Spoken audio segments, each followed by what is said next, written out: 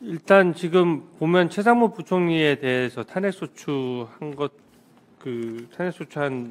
것과 관련해서 청문회를 열겠다고 하면서 증인 신청도 지금 벌써 증인과 참고인으로 14명을 신청했습니다. 저는 이 과정이 너무 과도하다라고 생각합니다.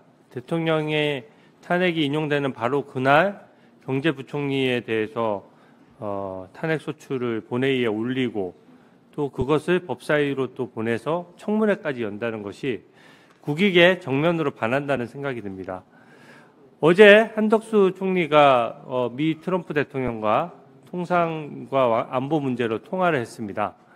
이게 원래는 12월에 진작 그 한덕수 대통령 권한대행을 처음 맡았을 때 이거 벌써 했어야 되는 일입니다. 그럼에도 불구하고 이것을 지금 바로 탄핵소추가 되는 바람에 이게 지금 4월에 돼서야 통화를 한 것이거든요. 근데 지금 최상목 경제부총리도 마찬가지입니다. 지금 경제 상황이 너무나 힘들고 국민들의 민생이 너무나 어려운 시기인데 또 탄핵에 이렇게 국력을 낭비해서는 안 된다라고 생각하고요.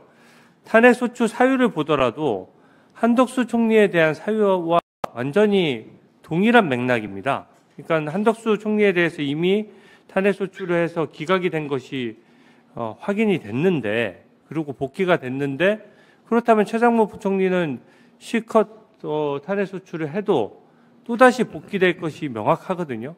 그러니까 헌재 결정이 일관성 있게 이루어질 것이 명확한 상황이고 지금 탄핵소추 사유로 지적된 것이 총 크게 보면 3가지입니다.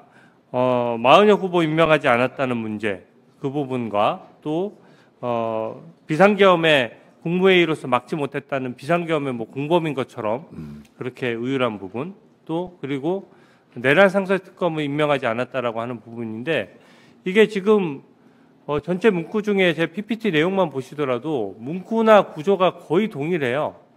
여기에 대해서 뭔가 새로운 팩트가 있거나 새로운 내용이 있어야 헌재에서 새로운 판단이 내려질 여지가 있는 것인데 그것도 다 지난 일을 마은혁 후보는 어제 결국 임명이 되지 않았습니까?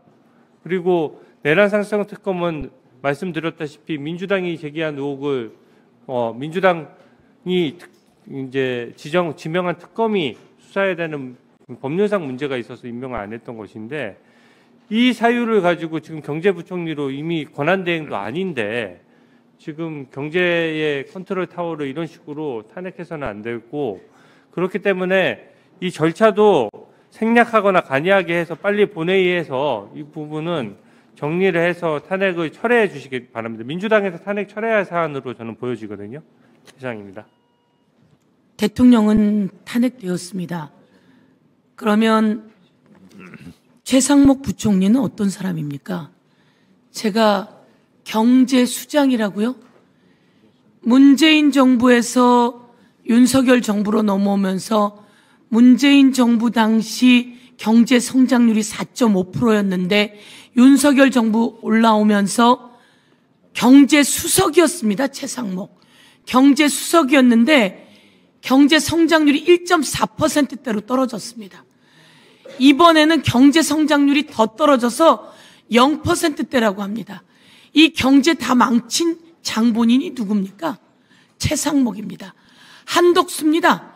윤석열 정부가 민주주의, 경제, 사회 다 망가뜨리고 거기에 경제 수장이었던 최상목과 한덕수가 경제 다 망가뜨렸어요. 그래서 저는 이것만으로도 탄핵 사유라고 생각하는데요. 그런데 이제 마은혁을 임명해야 하고 경제부총리가 권한 대행이 되었어요.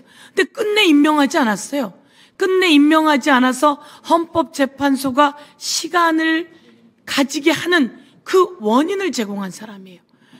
국회에서 임명한 헌법재판관을 임명해야 됨에도 불구하고 임명하지 않고 다른 일들만 줄줄이 해가면서 마치 윤석열 대통령이 잘못한 것이 없는 것처럼 행사해 왔어요.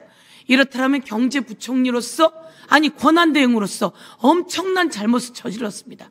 그런데 당장 탄핵했어야 맞는 겁니다. 그럼에도 불구하고 윤석열 대통령에 대한 탄핵 심판이 계속 너무 오랫동안 질질 끌면서 이루어지고 있었기 때문에 최상목 권한대행을 우리가 두게 되었던 겁니다.